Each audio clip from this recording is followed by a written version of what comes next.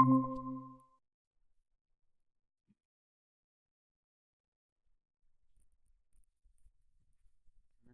warahmatullahi wabarakatuh. Waalaikumsalam warahmatullahi wabarakatuh. Waalaikumsalam Waalaikumsalam warahmatullahi wabarakatuh. Udah mulai. Baik, mari kita awali pertemuan kita dengan membaca doa bersama-sama, tapi tanpa perlu unmute ya. Jadi biar tidak suaranya biar tidak saling bertabrakan.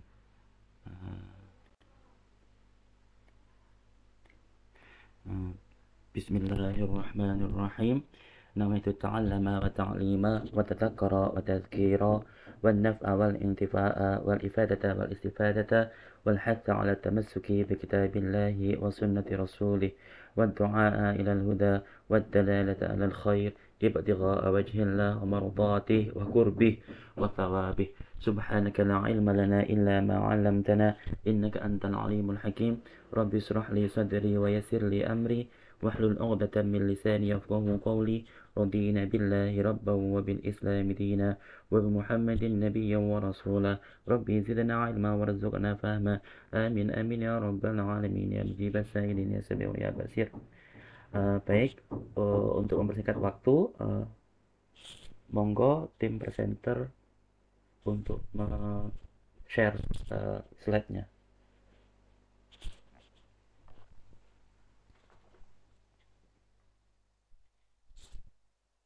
Sudah hadir semua tim presenternya?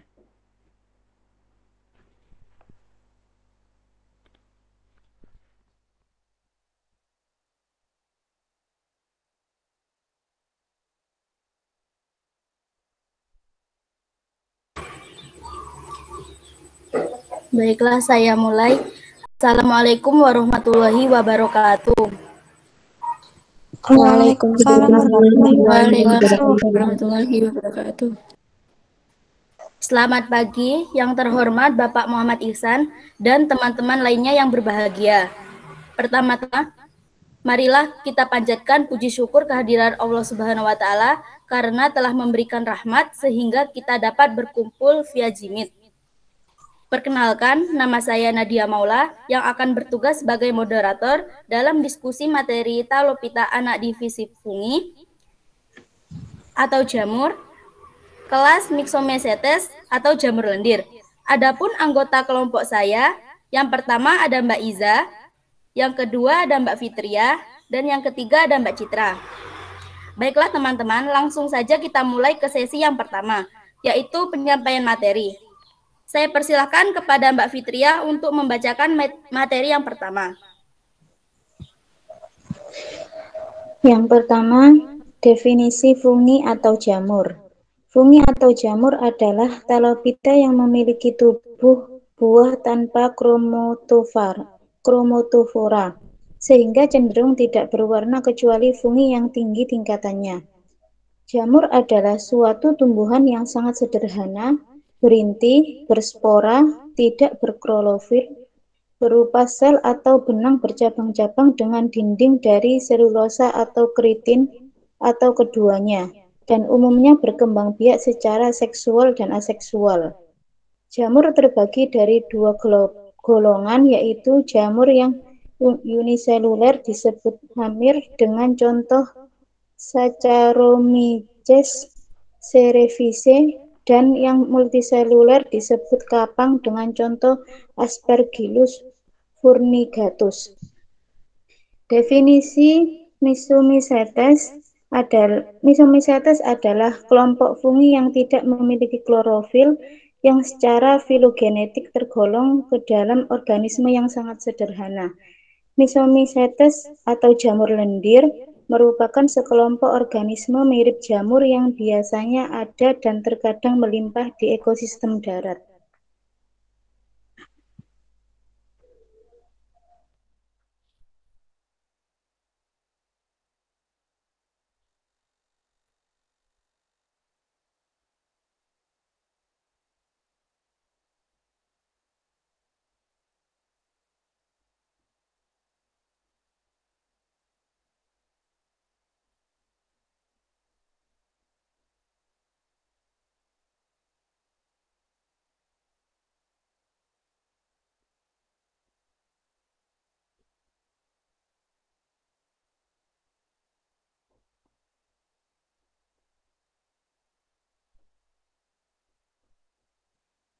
Karakteristik Myxomycetes. Tubuh bersel satu atau bersel banyak. Beberapa spesiesnya memiliki pigmen terang, biasanya berwarna kuning, oranye, dan jingga merah. Warna tersebut umumnya disebabkan oleh pigmen yang dihasilkan Plasmodium. Cara nutrisinya bersifat heterotrof, dapat hidup sebagai saprofit. Pada Pseudomyxomycetes, tubuh buahnya atau sporokarps, beberapa jenis tertentu bentuknya sederhana, terdiri atas satu tangkai yang membawa satu kelompok spora di ujungnya. Pada beberapa jenis yang lain, ujungnya bercabang. Tubuh jamur lendir berupa plasmodium yang merayap secara amoeboid pada substrat. Plasmodium adalah gumpalan plasma dengan banyak inti yang dibatasi oleh membran. Subdivisi Myxomycetes terbagi menjadi 3 kelas, yaitu Pseudomyxomycetes, Plasmodioporomycetes, dan Myxomycetes.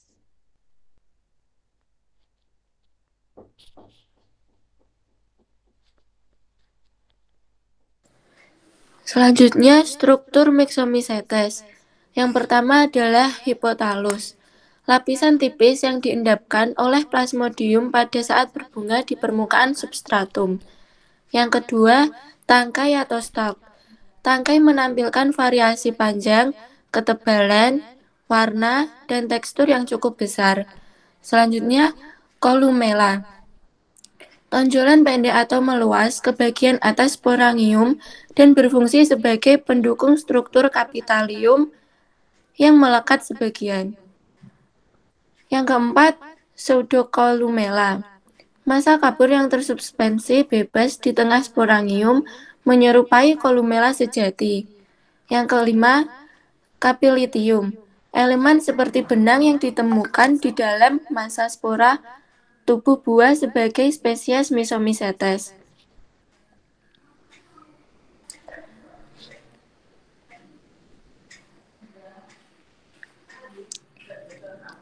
Selanjutnya yang keenam, pseudocapilitia. Terjadi sebagai struktur seperti benang atau pelat berlubang. Yang ketujuh, peridium, yang membungkus spora dalam Myxomycetes endosporous. Yang kedelapan adalah korteks, penutup luar berkapur yang menebal dari italium. Selanjutnya spora. Spora adalah unit reproduksi haploid berdinding mikroskopis terbentuk di dalam tubuh buah. Yang terakhir, plasmodium, diketahui mampu memakan miselia dan tubuh buah dari berbagai jamur.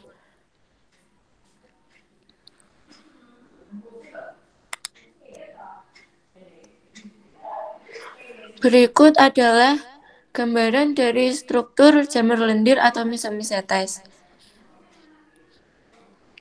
Ada plasmodium, pseudocapilitia, dan pseudocolumella.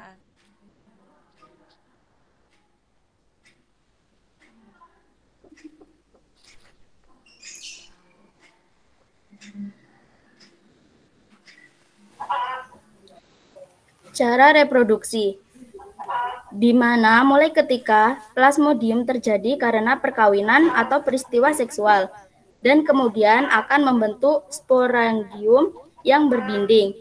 Sporangium yang menghasilkan spora tidak memperlihatkan jenis kelaminnya di dalam air atau substrat basah. Myxomoeba dapat berkembang melalui flagela atau pada saat itu sering disebut sebagai amoboflagellata atau sel kawanan. Amoboflagellata pada bagian muka memiliki satu sel inti dan satu bulu cambuk. Pada bagian belakang terdapat vakuola berdenyut. Hidupnya sebagai sporofit. Dapat mengambil zat makanan yang bersifat cair atau padat.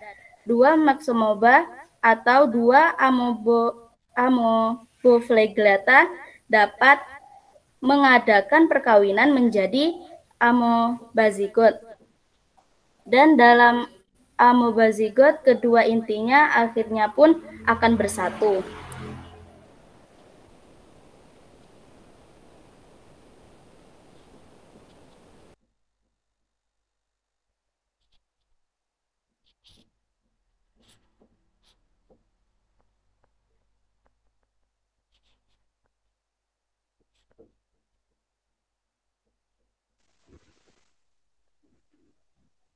Klasifikasinya yang pertama, Ceratiomycetes bersifat lignosolus dan bersporulasi pada kayu dalam berbagai tingkat pembusukan.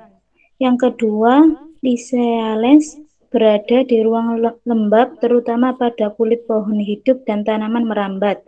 Yang ketiga, Trichiales terdapat di mana-mana, terutama pada kayu-kayuan yang sudah mati. Yang keempat, Echinosteales sering dijumpai pada permukaan kulit pohon hidup atau bahan tanaman mati dalam kultur ruang lembab.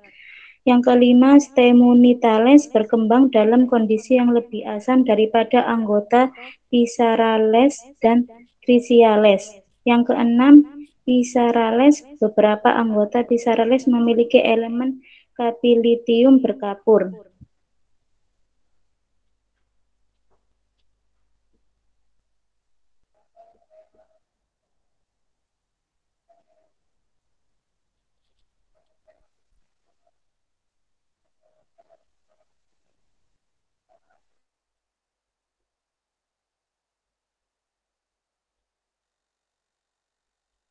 Myxomycetes.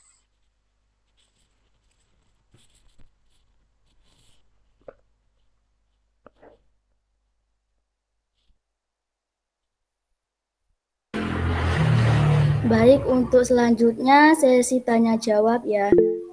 Untuk yang ingin bertanya silakan angkat tangan.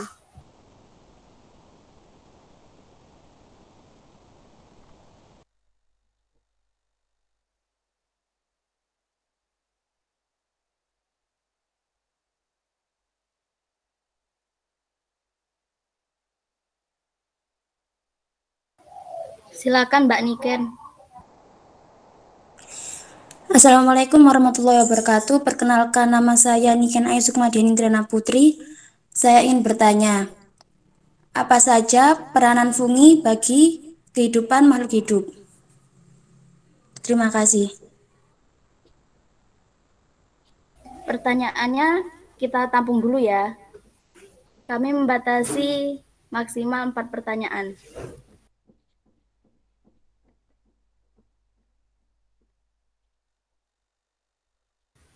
Selanjutnya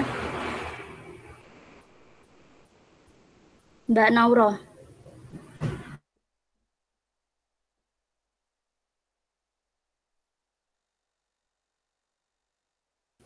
Mbak Nauro disilakan. Assalamualaikum warahmatullahi wabarakatuh. Perkenalkan, saya Nauro Hismauna Faisradani. Izin bertanya. Dalam siklus Myxomycetes, apa yang terjadi jika Myxomycetes berada di lingkungan yang kurang menguntungkan? Apakah siklus hidupnya akan berpengaruh? Mohon jelaskan. Oke, selanjutnya Dina. Baik, terima kasih.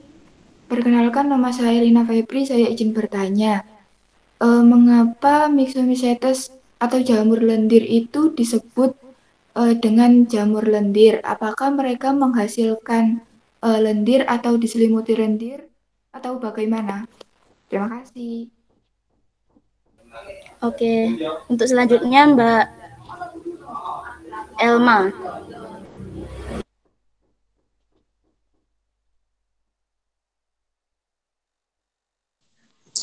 Baik, perkenalkan, nama saya Elma Laili Ramawati. Pertanyaannya, apa yang dimaksud dengan kromatofora? Terus kan perbedaan dari fungi yang tinggi tingkatannya dan fungi yang rendah tingkatannya itu gimana perbedaannya? Seperti itu. Iya, terima kasih. Buat yang tanya tadi yang saya tunjuk, silakan mengelis ya.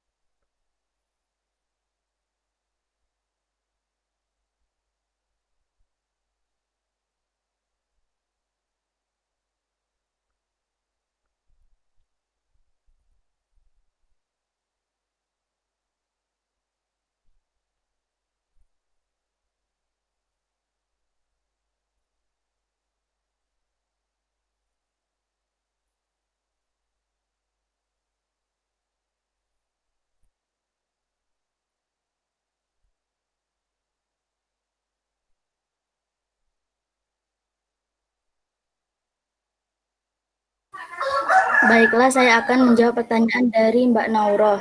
Pertanyaannya, dalam siklus hidup Myxomycetes, apa yang akan terjadi jika Myxomycetes berada di lingkungan yang kurang menguntungkan? Apa siklus hidupnya akan terpengaruh?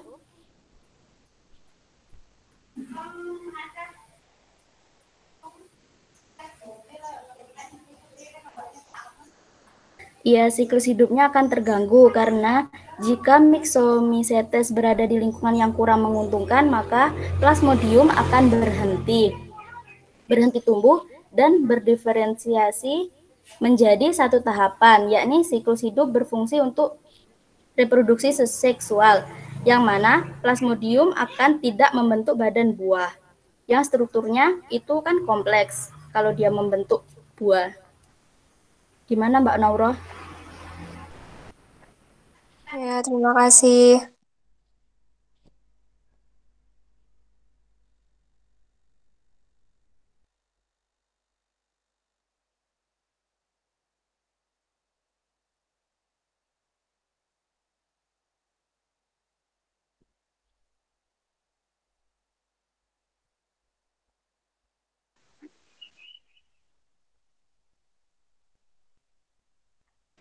Selanjutnya, saya akan menjawab pertanyaan dari Mbak Niken.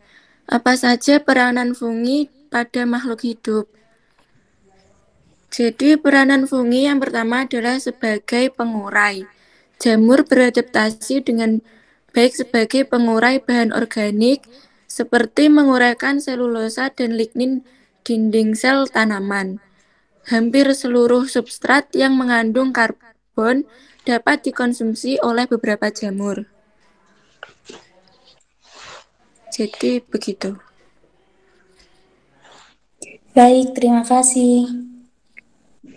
Ya, terima kasih kembali.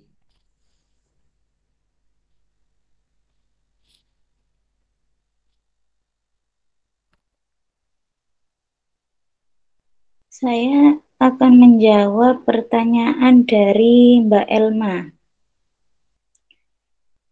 Yang dimaksud dari kromatofora adalah sebuah kulit yang mengandung banyak warna dan pigmen dan dapat mengubahnya untuk menyesuaikan lingkungannya. Jadi jamur lendir ini tidak memiliki tanpa kromatofora. Dan yang dimaksud dengan fungi tingkat tinggi yaitu jenis jamur yang lebih maju dari kelas lainnya karena dilihat dari strukturnya yang sudah lengkap dan jelas terlihat bagian-bagiannya. Seperti itu. Bagaimana Mbak Elma? Iya, terima kasih. Ya. Baik, di sini saya akan menjawab pertanyaan dari Mbak Lina Febri. Pertanyaannya, mengapa Myxomycetes atau jamur lendir disebut jamur lendir? Apakah mereka mengeluarkan atau diselimuti lendir atau bagaimana? Jawabannya adalah karena bentuk dari Myxomycetes itu bentuk tubuhnya seperti lendir atau plasmodium yang merupakan massa protoplasma tidak berdinding, berinti banyak, bersel satu atau bersel banyak. Struktur tubuh vegetatif menyerupai amoeba, berbentuk seperti lendir, tetapi cara berkembang biaknya menyerupai fungi. Bagaimana Mbak Lina jawabannya? Ya, terima kasih. Ya, sama-sama.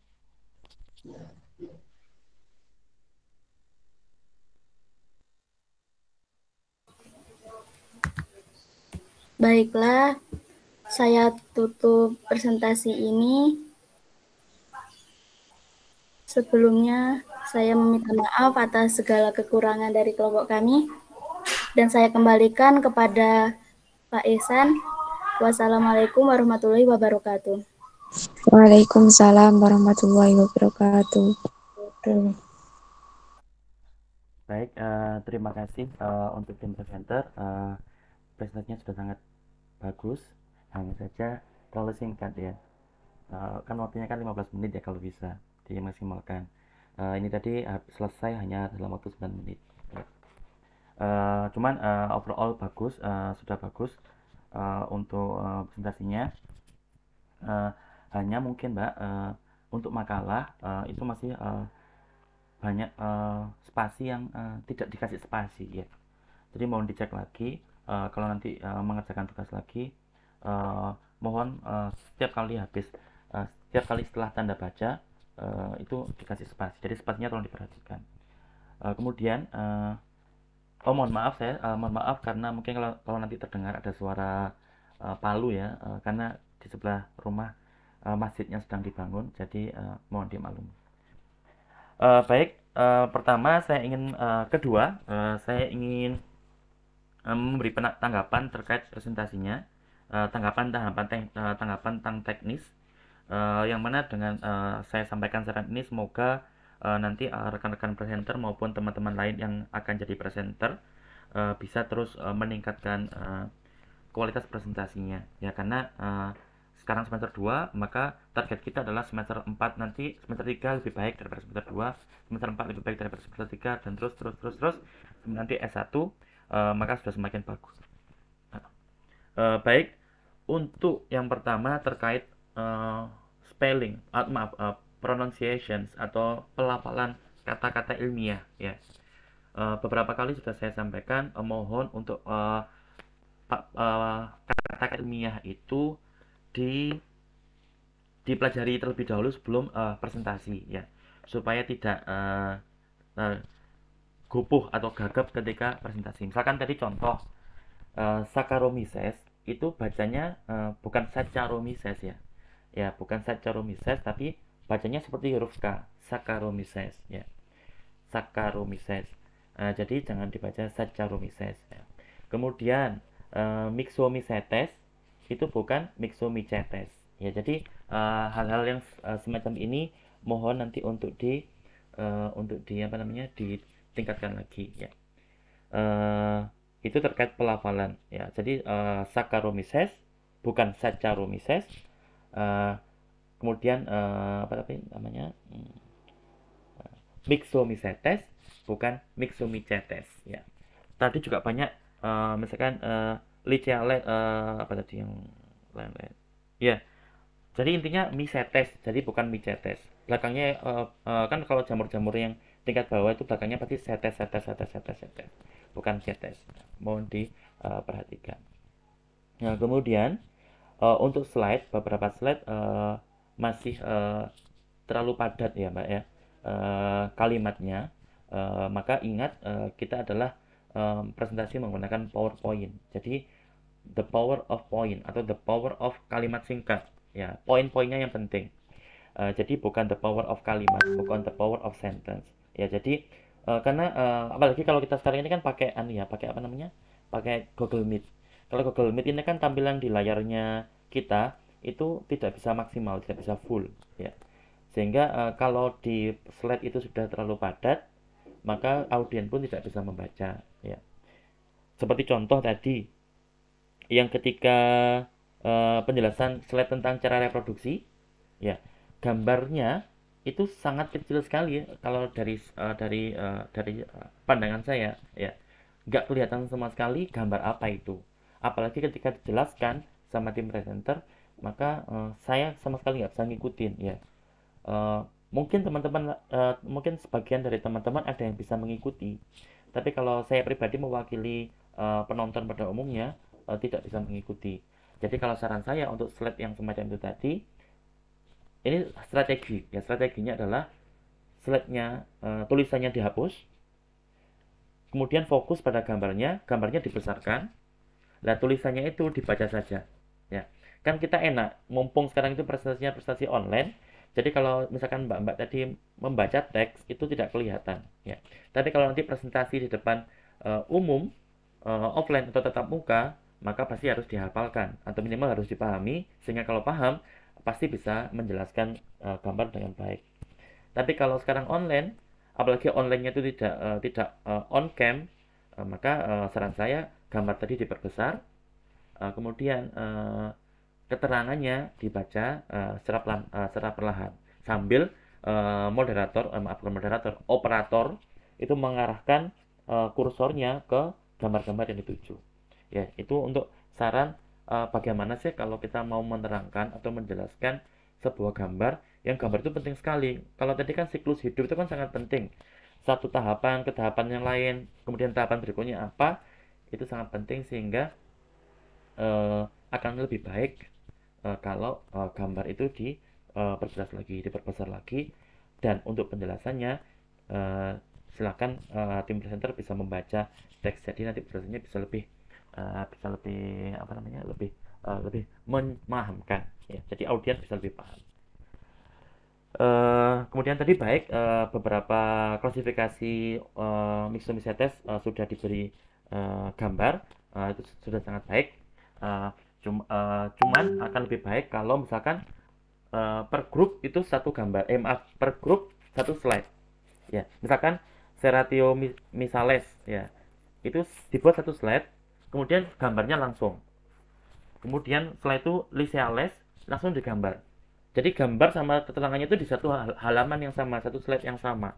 Karena kalau seperti yang tadi dijelaskan dulu golongan-golongannya, baru belakangan dikasih gambar, itu kadang-kadang bayangan kita menjadi menjadi blank, menjadi hilang, gak nyambung.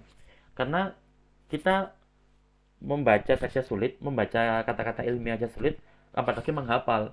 Kemudian setelah menghafal baru dikasih gambar di belakangan, bingung, ini tadi yang mana ya, ini tadi yang mana ya. Jadi cuma saran untuk penampilan semacam ini, lebih baik kalau dikasih gambar, kemudian satu golongan, gambar satu golongan, gambar satu golongan, atau satu golongan di satu slide gambar ya. Jadi nanti mungkin dengan strategi semacam ini, presentasinya tadi bisa misalkan sampai lebih panjang ya. Jadi jangan takut presentasi lebih panjang, selama tidak sampai lebih dari 15 menit itu masih bagus ya. Kalau terlalu singkat ya akibatnya pasti kasihan audiennya, audien nanti tidak bisa mendapatkan poin-poin penting yang seharusnya disampaikan oleh tim presenter. Itu terkait presentasi ya. Selain itu sudah sangat baik ya. Kemudian tadi ada pertanyaan tentang kromatofora. Kromatofora itu apa? Ya, kromatofora itu sebenarnya sel ya. Sel yang dia memproduksi zat warna atau pigmen ya.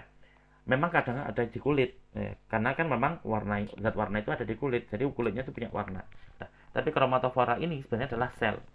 Sel berkumpul banyak di kulit ya, sehingga terlihatlah warnanya dari luar. Jadi kalau kita melihat dari luar terlihat warnanya. Mengapa? Karena ada sel kromatofora, yaitu karena ada kromatofora, yaitu sel yang bisa memproduksi zat warna atau pigmen ya. Beda dengan melanopora ya. Melanopora ini adalah juga sel, tapi dia itu tidak mempengaruhi warna.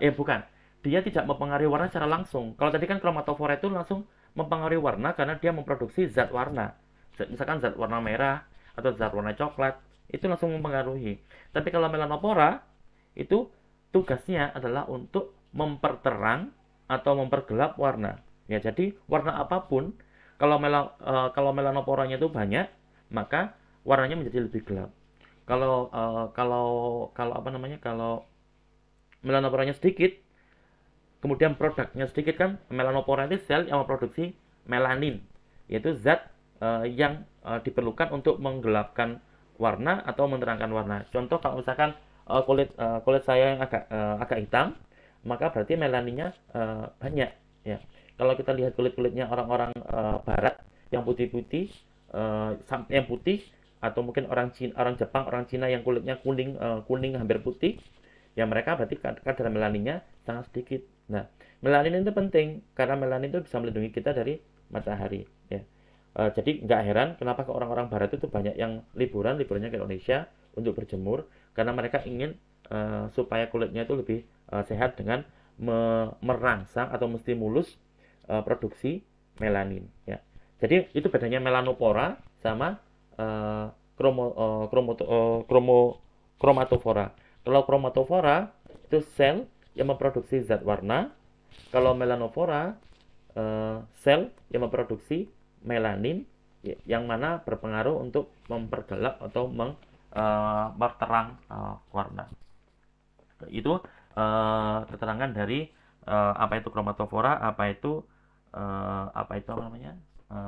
melanofora.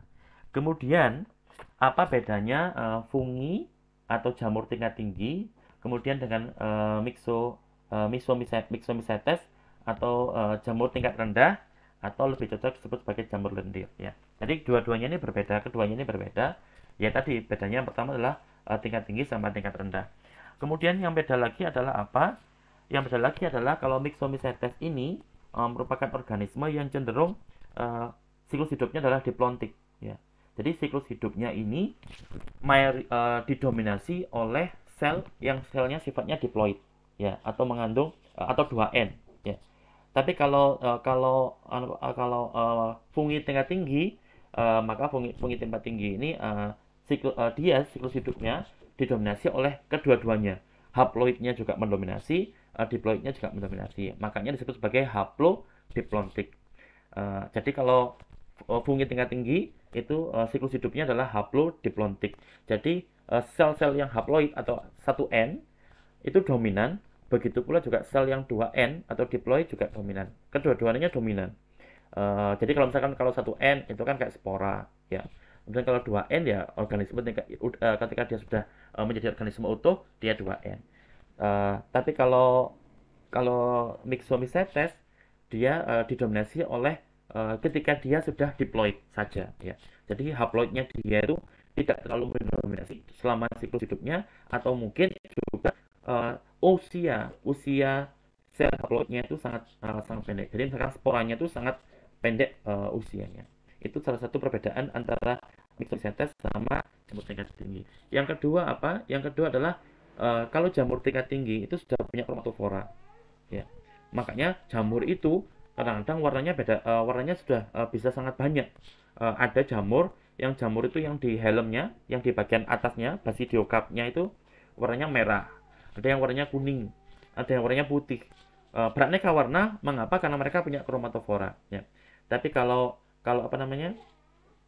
jamur lendir ini belum punya kromatofora. Meskipun dia berwarna, tapi itu bukan kromatofora. Terus ya, kalau tadi ada pertanyaan juga bahwa bagaimana sih kalau Myxomycetes ini tinggalnya di tempat yang tidak ideal ya. Lagi-lagi kita kembali ke konsep umum. Apa itu?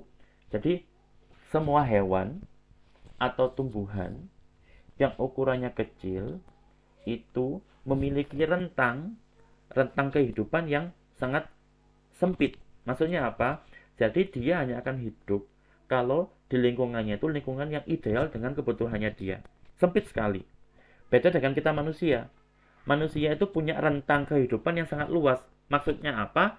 Kalau dingin, kita bisa pakai jaket. Kalau panas, kita bisa nyalakan AC. Kalau misalkan kering, kita bisa berulang kali mandi. Kalau misalkan terlalu basah, misalkan kalau pas lembab sekali, kita bisa bisa entah hidupkan penghangat atau bisa nyalakan api unggun dan lain sebagainya. Jadi manusia itu punya kemampuan untuk beradaptasi sehingga kondisi apapun kita masih bisa bertahan hidup, kecuali kondisinya sudah sangat ekstrim. Misalkan kita ke kutub, waktu kita ke kutub kita lupa pakai jaket, ya itu terlalu ekstrim, maka kita pun bisa mati ya. Tapi dibandingkan dengan hewan yang ukurannya kecil atau tumbuhan yang ukurannya kecil, mereka sangat sensitif terhadap perubahan lingkungan ya. Oleh karena itu, karena mereka sangat sensitif, beberapa di antara mereka itu sangat bagus bila dijadikan sebagai indikator perubahan lingkungan.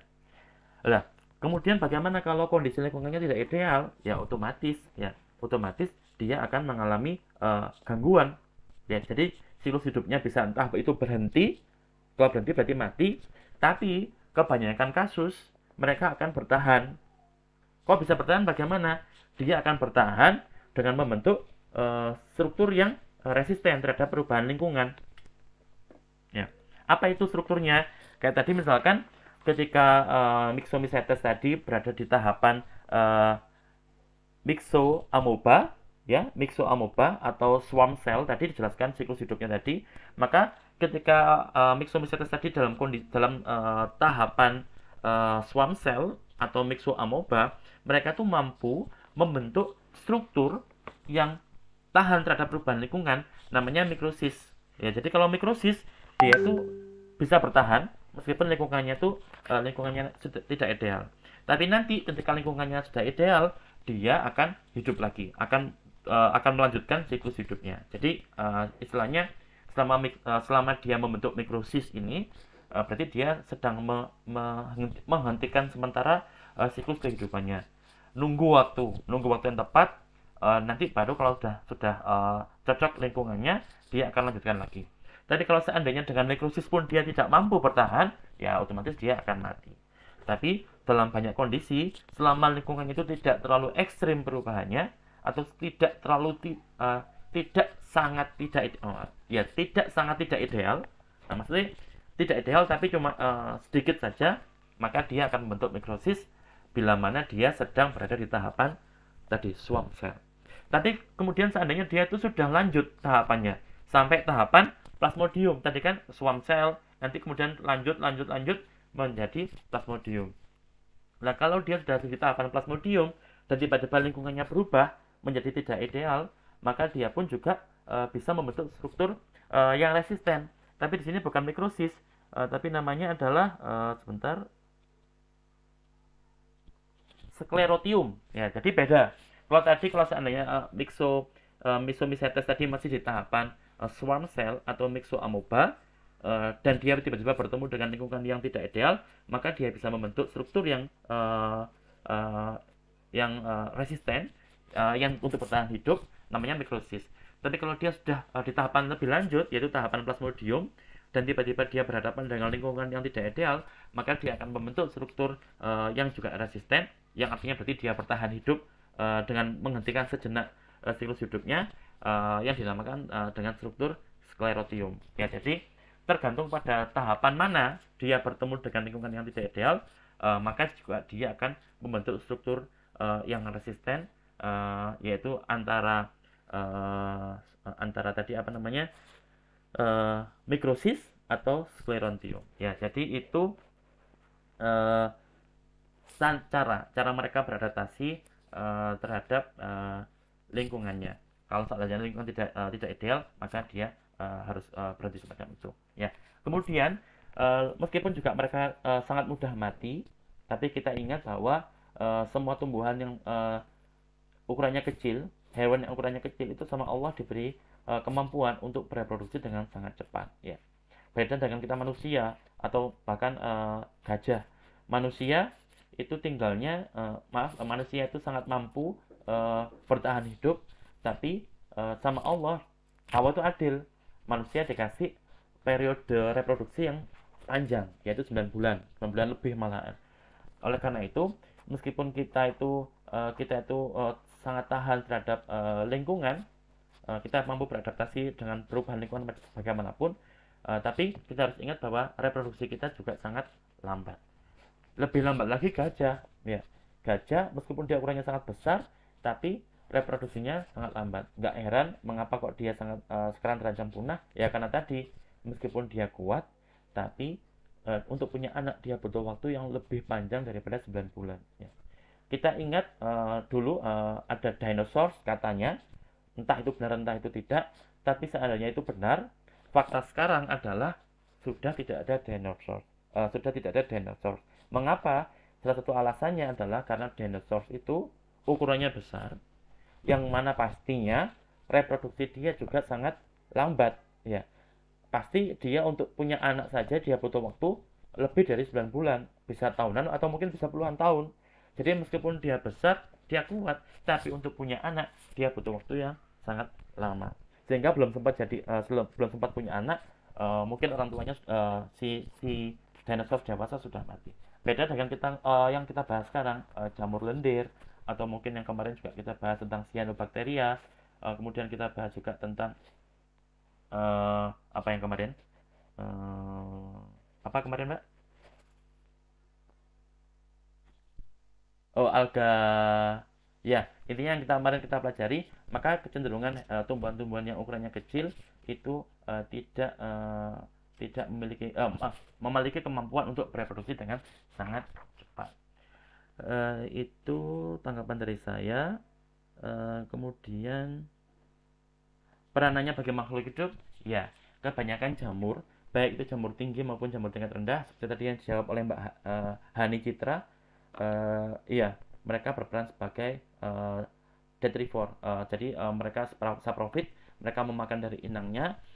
Jadi ketika ada bangkai-bangkai organik, mereka yang akan melebur bangkai organik itu. Jadi fungsi dari jamur itu adalah untuk melebur bangkai-bangkai organik sehingga menjadi bahan-bahan atau zat-zat yang dibutuhkan oleh makhluk hidup lainnya. Jadi mereka berperan untuk membantu mengubah bangkai organik menjadi zat-zat yang lebih dibutuhkan oleh makhluk hidup lain. Atau mungkin bukan lebih dibutuhkan, tapi bisa langsung digunakan. Jadi kalau banyak makhluk hidup lain tidak bisa menggunakan bangkai organik secara langsung, tapi mereka baru bisa menggunakan bangkai organik setelah bangkai organik itu diubah strukturnya oleh jamur, baik itu jamur tingkat tinggi maupun jamur tingkat rendah. Baik, itu mungkin tanggapan dari saya. Kalau ada pertanyaan, silakan. Kita masih ada waktu 8. Ya, monggo langsung aja, Mbak. Silakan. Mungkin Mbak Tasya boleh, Mbak Farida boleh, Mbak Adira juga boleh.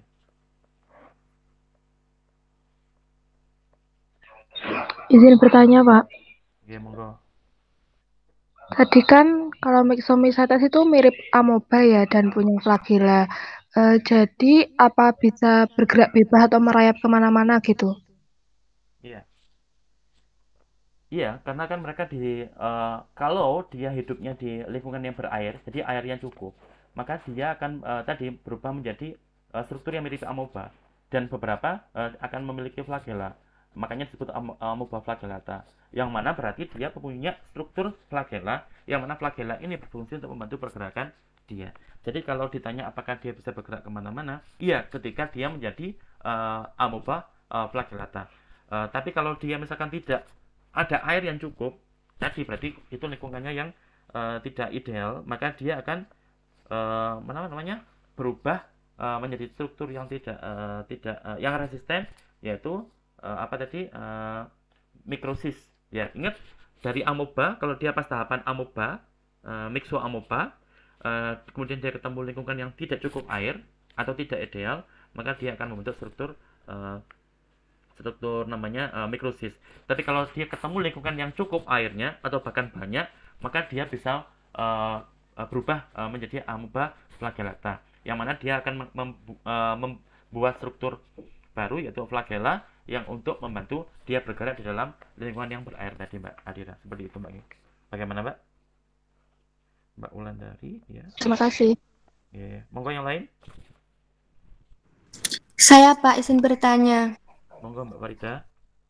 Itu kan pada jamur yang tinggi tingkatannya terdapat bermacam-macam zat warna yang umumnya terdiri atas senyawa aromatik yang tidak mengandung unsur N. Jika seandainya zat warna tersebut mengandung unsur N, apakah dapat berpengaruh terhadap jamur tersebut? Iya, saya untuk pertanyaannya saya belum bisa menjawab dengan pasti. Cuman besok ini juga akan jadi PR bagi saya. Cuman kalau zat warna itu memang sangat sensitif ya, sangat sensitif, sehingga kalau dia memang tidak perlu N untuk bisa bekerja, maka ketika dia ada N di lingkungan dia, maka justru akan tidak maksimal. Ya, kita tahu bahwa ini makhluk hidup kecil, maka dia sangat spesifik kebutuhan hidupnya. Jadi kalau dia memang tidak butuh N, ya tidak perlu kita kasih N. Oleh karena itu keberadaan nitrogen itu bisa jadi malah akan mengganggu proses atau kinerja dari zat warna pada jamur ini, Mbak. Jadi mungkin itu jawaban sebentar dari saya, atau mungkin teman-teman lain yang bisa membantu menjawab. Ini akan jadi PR bagi saya. Ya, mungkin seperti itu, Mbak, ya, karena daripada saya nanti jawab salah, jadi malah bahaya. Tapi secara umum jawabannya seperti itu. Karena enzim, sebagaimana enzim kan makhluk hidup itu memproduksi metabolit atau memproduksi senyawa di dalam tubuhnya, itu seringkali melibatkan enzim, yaitu protein khusus yang kerjanya adalah untuk mengkatalis reaksi atau mempercepat reaksi. Nah, untuk dia bisa bekerja, enzim ini perlu kondisi yang sangat spesifik. Ya, tadi disebutkan bahwa tidak perlu keberadaan nitrogen atau nitrat. Maka ketika ada nitrat, maka bisa jadi kinerja enzim atau enzim yang bertugas untuk mengkatalis reaksi pengeluar produksi warna tadi menjadi terhambat, ya, sehingga malah tidak maksimal pengeluaran zat warnanya. Itu adalah konsep umum di mana-mana, ya. Misalkan kayak kemarin ketika saya di Jerman tuh bekerja dengan enzim namanya NAMPT, ya. Jadi ada enzim namanya NAMPT. Enzim ini akan bekerja dengan baik kalau ada substrat atau ada zat lain namanya nikotinamid, ya, nikotinamide, ya. Jadi kalau ada nikotinamide, kemudian ada ATP, maka dia akan bekerja dengan baik NAMPT-nya ini. Tapi kalau ternyata pas ATP-nya terlalu banyak, ya dia malah kerjanya nggak baik. Jadi dia tuh butuh di kadar yang pas, butuh sesuatu yang kadarnya yang pas, ya. Jadi seperti itu kalau di makhluk hidup yang kecil seperti ini, Mbak. Ya. Baik, Pak. Terima kasih. Atau mungkin teman-teman yang lain bisa membantu menjawab.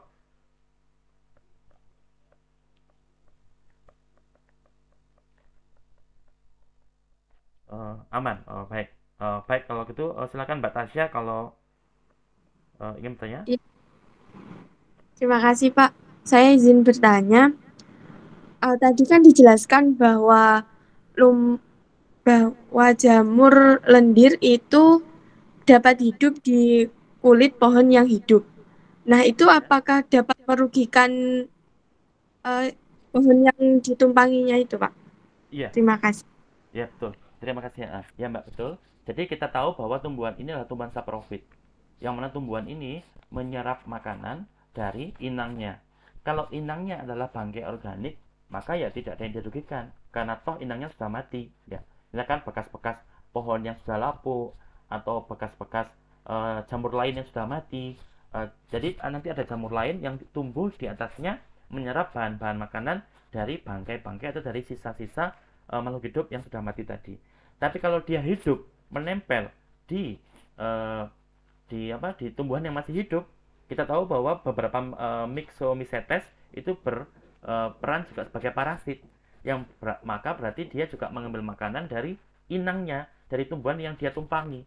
Maka pastinya terjadi kompetisi antara si Myxomycetes yang menumpang dengan si inang yang ditumpangi. Maka kalau ditanya mengganggu apa tidak, pasti mengganggu. Karena namanya parasit pasti mengganggu. Beda kasus kalau namanya adalah simbiosis mutualisme.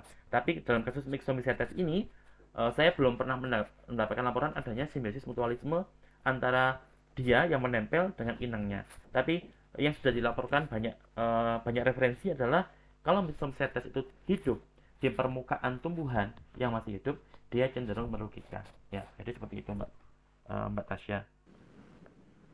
Berarti itu ya, Pak, kalau menempelnya pada tumbuhan yang sudah mati, apabila tumbuhan itu sudah hilang nutrisinya, apakah jamurnya akan mati juga, Pak? Ya. Jadi karena dia tidak bisa bergerak, ya, karena jamur itu kan beda dengan hewan, ya, beda dengan zooplankton, beda dengan insekta yang kecil-kecil tapi bisa terbang, beda dengan krustase. Intinya jamur ini tumbuhan. Syarat utama tumbuhan itu, kebanyakan tumbuhan itu dia tidak bisa bergerak dengan bebas. Oleh karena itu, jamur lendir pun juga sama. Dia kalau memang makanannya sudah habis, ya dia akan mati. Tapi sebelum dia mati, dia akan merilis atau memproduksi spora, yang sporanya tadi akan dirilis ke udara. Jadi nanti akan terbawa oleh udara, sehingga sporanya nanti akan terbang. Kemudian nanti ketika menyentuh tanah dan tanahnya itu ada airnya, maka spora tadi akan tumbuh terus menjadi amoeba, terus menjadi plasmodium, terus menjadi jamur lendir baru, ya. Jadi seperti itu, Mbak. Jadi yang induknya akan mati kenapa? Karena makanannya sudah habis. Tapi sebelum dia mati, dia sudah memproduksi spora, dan sporanya nanti akan menjadi jamur baru di tempat yang lain. Jadi itu, Mbak, kalau memang inangnya atau bangkai organiknya sudah kehabisan makanan, ya. Jadi itu, Mbak. Beda dengan manusia, kan manusia kalau makan di sini habis, pindah di rumah, makanan habis pindah ke rumah kakek, di rumah kakek habis pindah ke rumah om, dari rumah om habis pindah. Kita bisa pindah-pindah, ya. Serangga pun juga sama, bisa pindah-pindah. Tawon misalkan di sini nggak ada makanan lagi, nggak ada sari-sari buah, sari-sari tumbuhan, mereka akan pindah terus terbang. Tapi kalau tumbuhan, apalagi kita ngomong tumbuhan tingkat rendah, ya kejadian seperti itu. Mereka akan mati, tapi sebelum mati mereka sudah mempersiapkan sporanya untuk menjadi jamur lendir di tempat yang baru, Mbak. Seperti itu. Bagaimana Mbak Tasya? Ya. Silakan Mas Kasfu. Baik Pak, mau bertanya, kelas Myxomycetes kan berlendir toh Pak, itu lendirnya itu berfungsi buat pelindungan atau buat gimana ya Pak ya? Ya, untuk ini silakan tim presenter menjawab dulu. Monggo, tim presenter.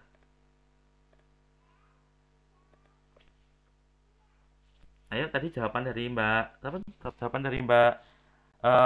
Agatul Izzah bisa dijawab kembali.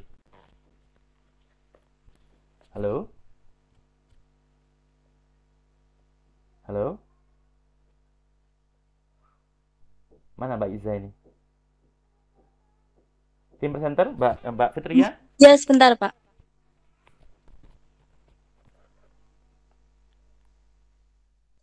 Jawaban saya tadi